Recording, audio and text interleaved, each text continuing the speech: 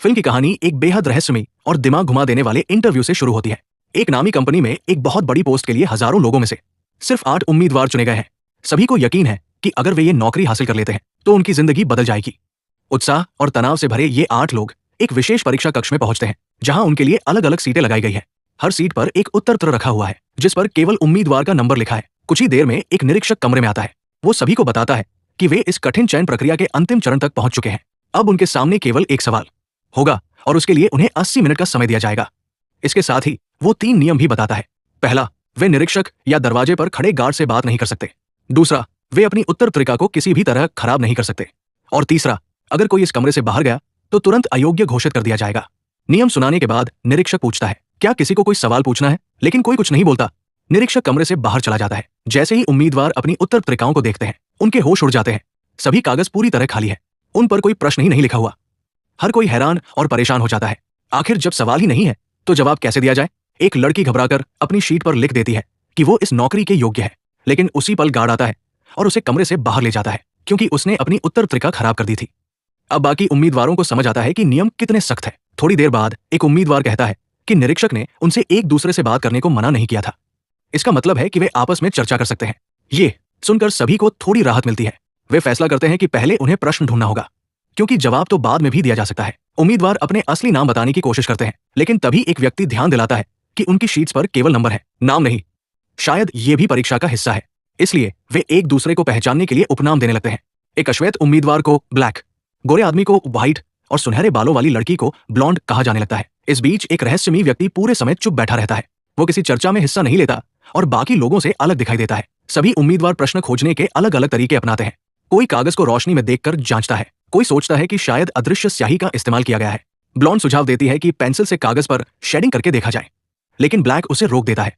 उसे डर है कि ऐसा करने से शीट खराब हो सकती है और वो अयोग्य घोषित हो जाएगी। फिर एक और विचार सामने आता है कि शायद प्रश्न किसी एक ही उम्मीदवार की शीट पर लिखा हो।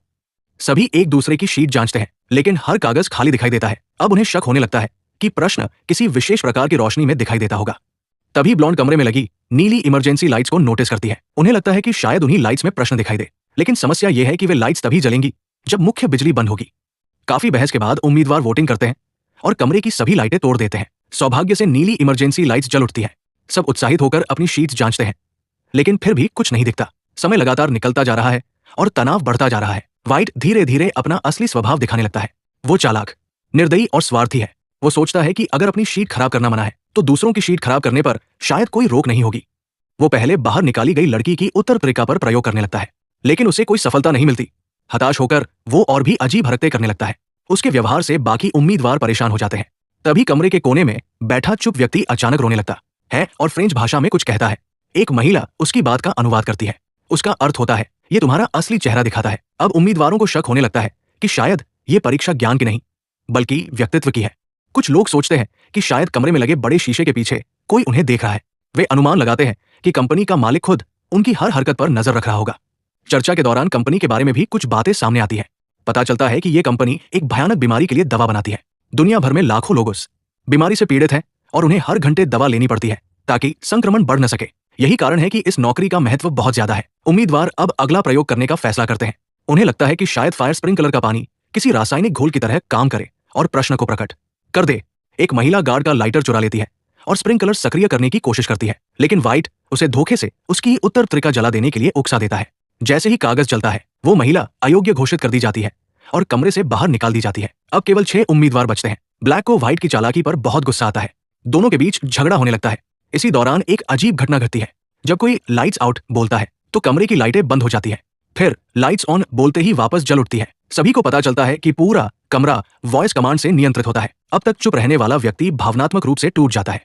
व्हाइट उसे उकसाता है और वह गुस्से में अपनी उत्तर पत्रिका फाड़ देता है। परिणाम स्वरूप गार्ड उसे भी बाहर ले जाता है, लेकिन जाते समय उसके चश्मे टूटकर जमीन पर गिर जाते हैं। कुछ देर बाद एक बड़ा रहस्य सामने आता है। व्हाइट खुद उसी बीमारी से संक्रमित है जिसके लिए कंपनी दवा बनाती है। उसे हर घंटे दवा लेनी पड़ती है। उसकी हालत बिगड़ने लगती है और वो कांपने लगता है। वह दावा करता है कि उसे प्रश्न का उत्तर पता है, लेकिन बदले में दवा मांगता है। बाकी उम्मीदवार उसकी तलाशी लेते हैं, लेकिन दवा नहीं मिलती। तभी एक महिला को शक होता है कि दवा किसी च्युइंग गम के अंदर छिपाई गई है। काफी संघर्ष के बाद दवा मिल भी जाती है, लेकिन लगभग नाली में गिर जाती है। महिला गुस्से में कैमरे की तरफ देखकर निरीक्षक को पुकारती है। उसने नियम तोड़ दिया होता है गार्ड तुरंत उसे बाहर निकाल देता है। अब केवल 4 उम्मीदवार शेष रह जाते हैं। व्हाइट की महत्वाकांक्षा अब खतरनाक रूप ले लेती है। वो दावा करता है कि इस परीक्षा का असली उत्तर है आखिरी बचा हुआ व्यक्ति। उसके अनुसार बाकी सभी को बाहर कर देना ही जीतने का रास्ता है। वो गार्ड की बंदूक छीनने की कोशिश करता है। जल्द ही कमरे में अफरा तफरी मच जाती है। बंदूक बायोमेट्रिक सुरक्षा से लैस होती है और केवल गार्ड के फिंगरप्रिंट से ही चल सकती है। व्हाइट किसी तरह बंदूक सक्रिय कर लेता है और बाकी उम्मीदवारों को डराने लगता है। एक उम्मीदवार डरकर कमरे से बाहर चला जाता है और अयोग्य हो जाता है। अब केवल ब्लैक, ब्लॉन्ड और व्हाइट बचे हैं। तनाव अपने चरम पर पहुंच जाता है। ब्लॉन्ड अचानक दरवाजे के पास जाकर लाइट्स आउट चिल्लाती है। पूरा कमरा अंधेरे में डूब जाता है। अंधेरे का फायदा उठाकर वो खुद को छिपा लेती है। व्हाइट सोचता है कि वो कमरे से बाहर चली गई है। वो अंधेरे में गोली चलाता है और ब्लैक घायल हो जाता है। जब लाइटें वापस जलती हैं तो व्हाइट को लगता है कि अब वो आखिरी व्यक्ति बचा है। वो कैमरे की तरफ देखकर घोषणा करता है कि वही विजेता है। लेकिन तभी गार्ड उसे घड़ी दिखाता है। समय अभी पूरी तरह खत्म नहीं हुआ था। व्हाइट जल्दबाजी में गार्ड से बात कर चुका था जो नियमों के खिलाफ था।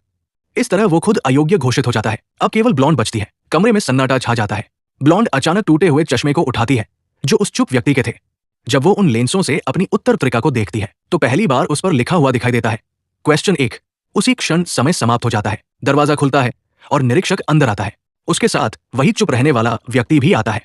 तभी सबसे बड़ा रहस्य सामने आता है। वो साधारण उम्मीदवार नहीं था बल्कि कंपनी का असली सीईओ था। वो पूरे समय उम्मीदवारों के बीच बैठकर उनकी परीक्षा ले रहा था। ब्लॉन्ड को अचानक सब समझ आ जाता है। वास्तविक प्रश्न वह था जो शुरुआत में पूछा गया था, क्या किसी को कोई सवाल पूछना है? इसका सही उत्तर था नहीं। ब्लॉन्ड मुस्कुराते हुए यही जवाब देती है। सीईओ और निरीक्षक उसकी बुद्धिमानी से प्रभावित हो जाते हैं। उसने न केवल प्रश्न को समझा बल्कि पूरे समय अपनी मानवता भी नहीं खोई। हालांकि ब्लॉन्ड नौकरी ठुकरा देती है। वो कहती है कि वो ऐसी कंपनी के लिए काम नहीं कर सकती जो लोगों की जान के साथ खेलती हो। तभी निरीक्षक उसे घायल ब्लैक की ओर देखने को कहता है। पता चलता है कि गोली असली नहीं थी। उसके अंदर एक विशेष कैप्सूल था जो घाव को तुरंत भर देता है। फिर वे सबसे बड़ा रहस्य बताते हैं।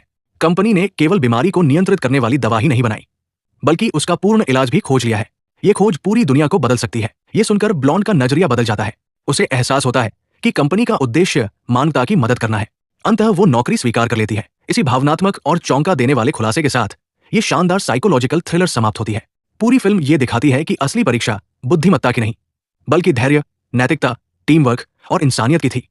जब बाकी उम्मीदवार लालच, डर और स्वार्थ में फंस गए तब ब्लॉन्ड ने शांत दिमाग और सही मूल्यों के सहारे जीत हासिल की।